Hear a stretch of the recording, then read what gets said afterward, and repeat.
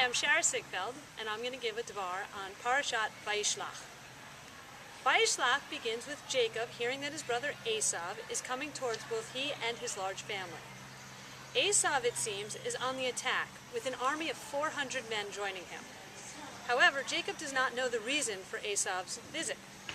Was Esav indeed seeking revenge or retribution for the loss of his father Isaac's blessing as a result of Jacob's trickery? Or had Esav calmed over the decades and was now seeking to reconnect with his twin brother?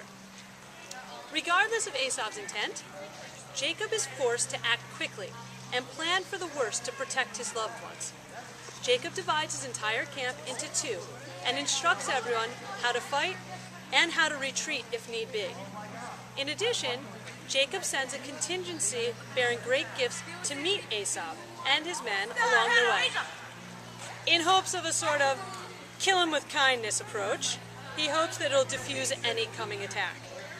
Then Jacob actively works to protect his loved ones.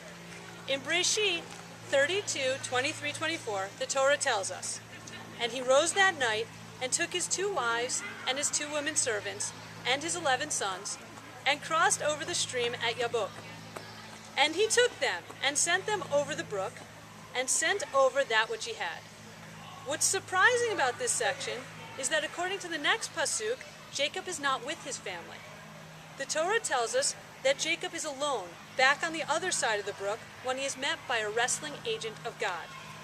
Pasuk 25 says, "And Jacob was left alone, and there wrestled a man with him until the breaking of the day."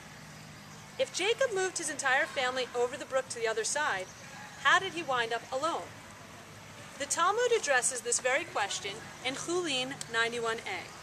In the Talmud, Rabbi Eliezer says, "He remained behind for the sake of some small jars, pachim ketanim." Jacob, we can assume, returned to his camp after settling his family. But why for the sake of some small jars? Had he forgotten something of significance? Or is it possible it was truly for the sake of pachim ketanim, seemingly insignificant small jars? Why not send a servant then? Why would Jacob risk his own safety to go back alone? I found this situation bothersome until I was given a little perspective just this week at camp. While I was sitting outside the hinuch office, I saw one of our chanichim walking alone outside the sifriya among the rocks. I watched as he bent down, picked up a pebble, inspected it, and carefully placed it in his shorts pocket. As he walked by me, heading off along his day, I asked him out of sheer curiosity what he planned on doing with this rock. He smirked, at first a little surprised by my question because he didn't think anyone had seen him, but then he told me. He said, "Every day my friends and I arrive early for Ivrit. We sit on the walk and we toss rocks, and it's just relaxing. Next week I won't be at camp anymore, and I just wanted a piece of camp to bring home with me, to remind me of one of my favorite times at Ramah with my friends." Pachim ketanim may seem insignificant to us, or irrational as a cause for Jacob to endanger himself, but maybe they held greater meaning to him.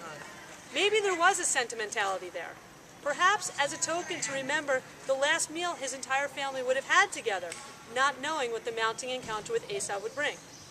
Pachim ketanim to one, pebbles to another.